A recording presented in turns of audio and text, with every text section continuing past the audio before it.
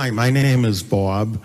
In view of its potential to be possibly the biggest game changer ever, do you have any plans to enter the field of artificial intelligence? And in general, what are your thoughts on it? Do you think it's even close to being ready for prime time? I think we should be very careful about artificial intelligence. If I were to guess at what our biggest existential threat is, it's probably that. So we need to be very careful with artificial intelligence. I'm increasingly inclined to think that there should be some regulatory oversight maybe at the national and international level, just to make sure that we don't do something very foolish. I mean, with artificial intelligence, we are summoning the demon. You know all those stories where there's the guy with the pentagram and the holy water, and he's like, yeah, you sure you can control the demon? Didn't work out. I take it there will be no HAL 9000 going up to Mars. HAL 9000 would be easy.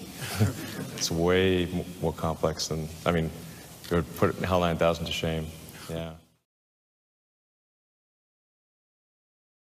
I want to show you what Elon Musk said. I don't trust this guy. I don't trust him at all. A lot of people like him. A lot of people in our, our sphere like this guy. I don't trust this guy. But listen to what he says. Elon Musk warns AI could create an immortal dictator from which we can never escape.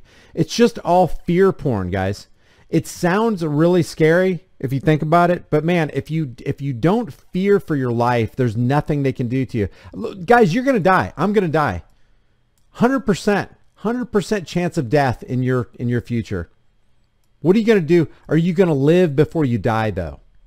Everybody dies, but very few can honestly say that they actually lived. If you're living in fear, you are not actually living. As a matter of fact, if you live in fear, your cortisol level rises, your immune system gets compromised, you become a sickly individual, it's taking years off your life. You can actually see people as they worry, as they harbor bitterness against other people, as they have unforgiveness in their heart, they start aging. They just become these bitter old people.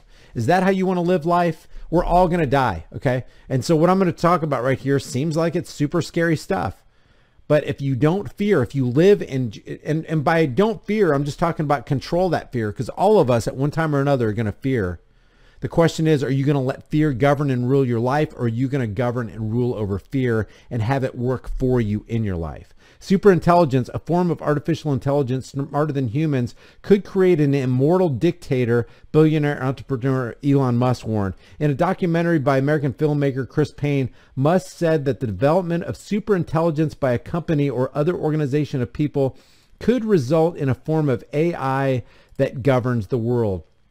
The way things are going now, I mean, that sounds plausible to me. The least scary future I can think of is one where we have at least democratized AI, because if one company or small group of people manages to develop godlike digital superintelligence, they could take over the world. And I wonder what he actually means by democratizing AI. I would want to ask him to clarify that statement.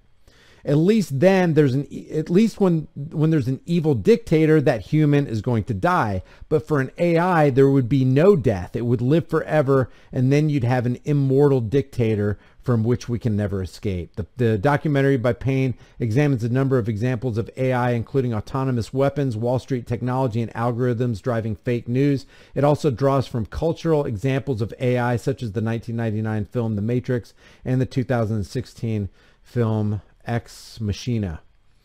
Musk cited Google's DeepMind. Oh, wait till you see how this article ends, guys, because it ends with suggesting Neuralink. It's suggesting, oh, if you don't want to be dominated by AI, maybe you should become an integrated part of the computer system. Let's check this out. This is just crazy stuff.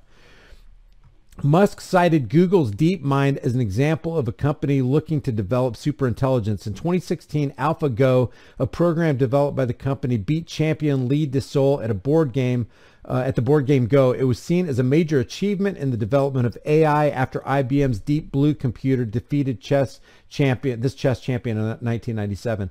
Musk said the DeepMind system can win at any game. It can already beat all the original Atari games. It's superhuman. It plays all the games at super speed in less than a minute.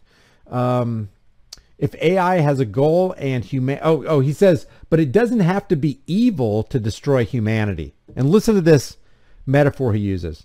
If AI has a goal and humanity just happens to be in the way, it will destroy humanity as a matter of course without even thinking about it. No hard feelings. It's just like if we were building a road and an anthill just happens to be in the way. We don't hate ants. We're just building a road, so goodbye anthill.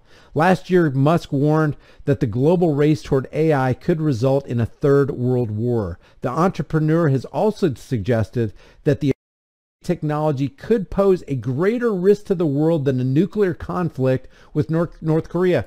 To me, all these are fear words that actually fulfill the second plank of the Hegelian dialectic of problem, reaction, solution. We have a problem that they either create or co-opt.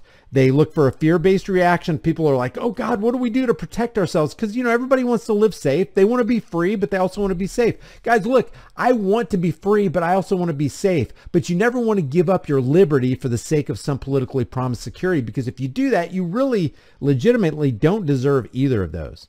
So what he's trying to do, it looks like here, is drum up fear. There's always going to be a reason to be afraid. The question is, are you going to succumb to it? Are you going to let it rule your life? So they come up with a co-opted problem, wait for the fear-based reaction, because it always comes.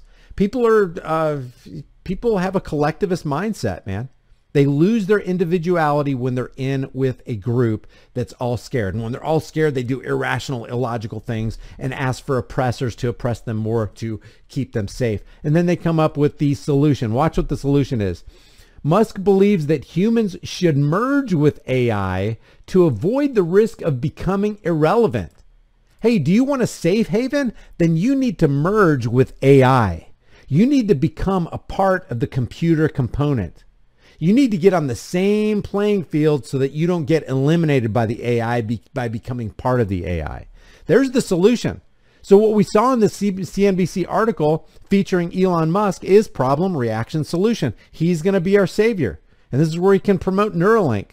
So I'm going to read this again. Musk believes that humans should merge with AI to avoid the risk of becoming irrelevant, or in the case of the anthill, just completely eradicated. He's the co-founder of Neuralink, a startup that reportedly wants to link the human brain with a computer interface. He wants to link the human brain with a computer interface. It almost sounds like transhumanism to me.